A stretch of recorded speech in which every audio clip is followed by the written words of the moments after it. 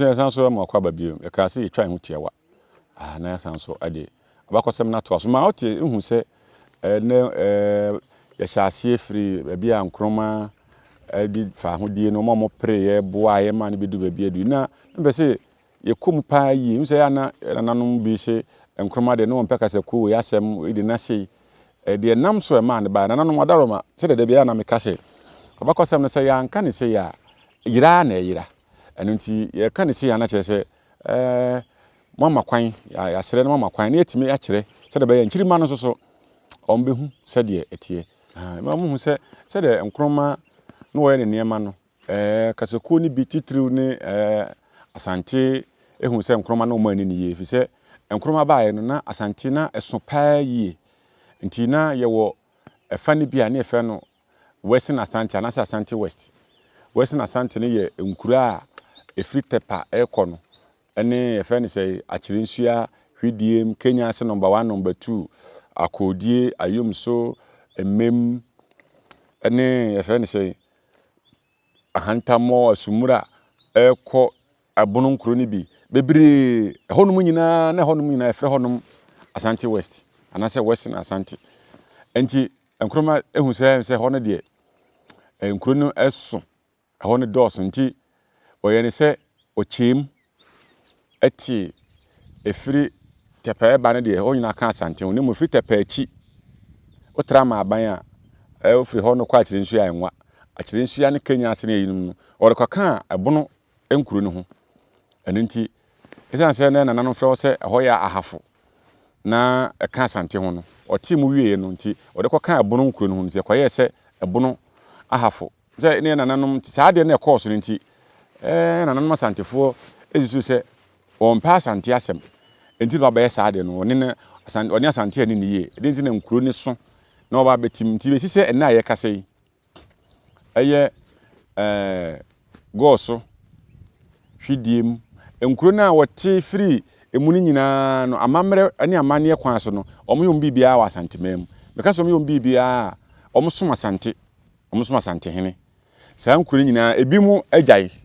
ebi ni de ya na agya eba ho nsem bebre ebi ni doma kane no omu nyina bra ya tifiri mu no na omu nyina ba esom Asante nanso so doma de wagyae ya onsom biem na mu nkuro ni bebre wo hono ma omuda so esom Asante na saade no ma Asantefo beto Asantefo tum se Nkrumah mpe asem edi ntina mantam ne da ho kakraka na eboa se nim se yenkuro kopem ha na nanom de yeko ene ade na agigi nkuro ni bebre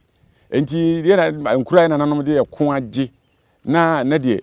watimi aya ne nsase ne ade a watimi aya ma obaje free ensem se nka ho nti enam so ma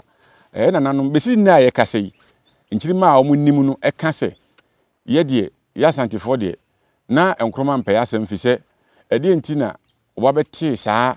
ade ni frim ana na omuka se mpududwuma ne ade bebre hon ma oya na ompese oye ebi wa ASANTEMAN nanso me de mani ehu Kwame Nkrumah University of Science and Technology Nkrumah na siye ya fane say youth factory ane factories bebre hon ma ehu se oye ebi wa ha nanso na ena nanom susu se de kakumase ana ye kroni kropon na to so mienu second capital dini mebu wana se nke koso nanso esan se Nkrumah mpe asem ninti se nkroni me bebre ho na se wo ya wanye ama yen enti bimso ekase ebia abakwasem bia da honom se kwan fa so Asante ane nzimafo ka bo mu no ese na omudi huru omo enti saa abakwasem no na ebia Nkrumah so eti enti a ne ma na yesa abakwasem no ne se nkuro no kane tetene de na yeko na edeje nkuro edeje nipa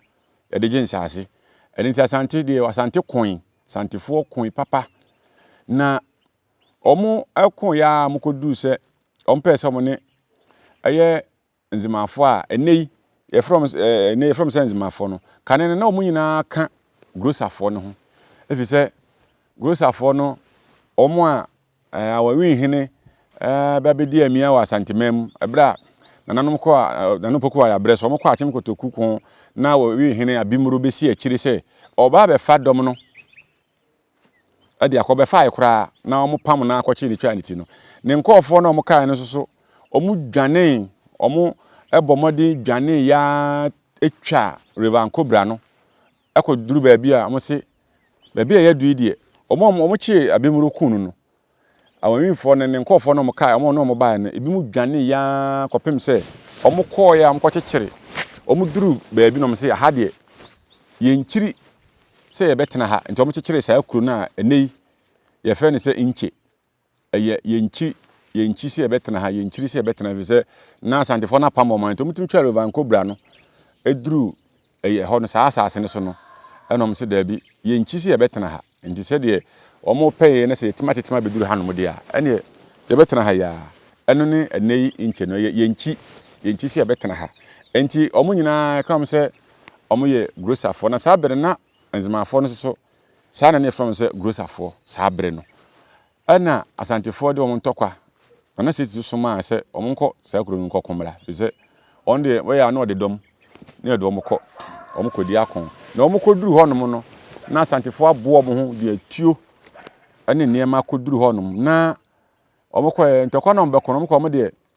ema ane kurukura omo kutakuta ma omo na asantefo de bekọ enti asantefo na omo anko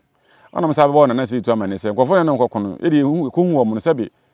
ya homeche ya mobo fi se ye ko obi a ahobo ya de ko ye ma na kurukura omo enti ya de ye na omo anko ana se tu na di animu ena omo koye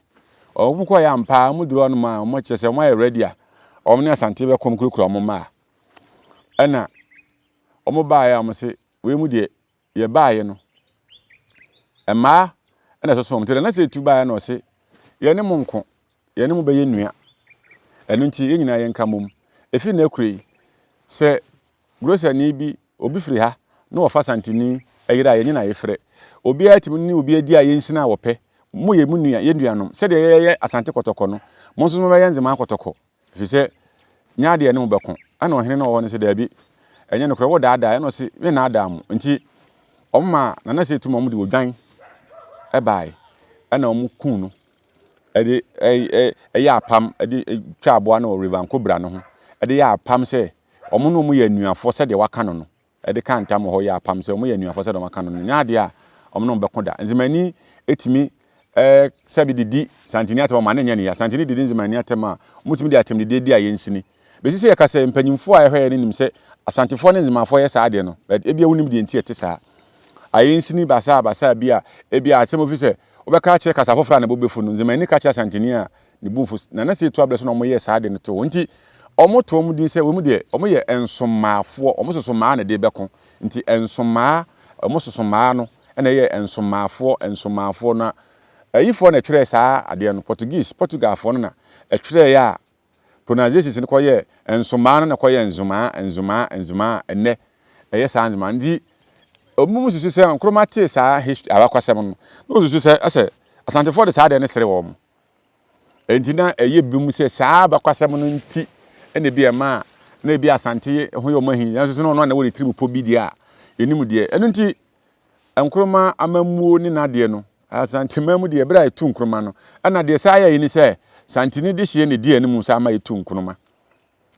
eye akwasi amankwa afrifa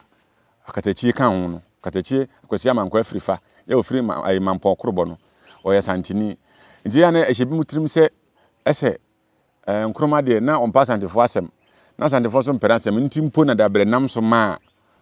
afrifa di animu emom kokotu no enti ya de independence be bia ye sha ase free ye nyina amwo hu ana kakra ya fa Nkrumah ho ene kwan ya fa so a na asante nkura hodo ka ho na ye ti free na be sise ye kasei sa nkuro nda so soma asante no ana amwo hu ye twa ho na ya ba yenim se abakosam na aguso a eto aso be san so de bi ato aso bi mi din ede na Gyamfi aduchum akram Adenti ni ebube ne brebe eze ebube ebe ye de den kura preko enim sebe odwampopo bi esi kuro ni mu a wase wadore sra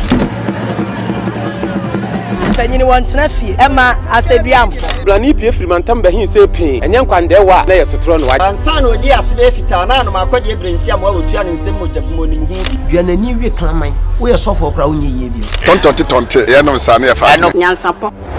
Aboa ntakra na mane yakese na ntakra aboa ne de fanyinam kwatere kwa. Wada woro ma ntoma ye fe ni din de sey. Ni din de Obama. Akola wa no so na se utrimu usuma ense bratam. Se fanfam ne honhon hia na America sa. Sebe ka ya twa ni mu nyame nai ebu afa so enye de ya twa ni mu twa nyame. Se bedi akone be kwen bodi atwede na se kofi nro ni ya aben antima nyina ni mu ampata na wo yade ya.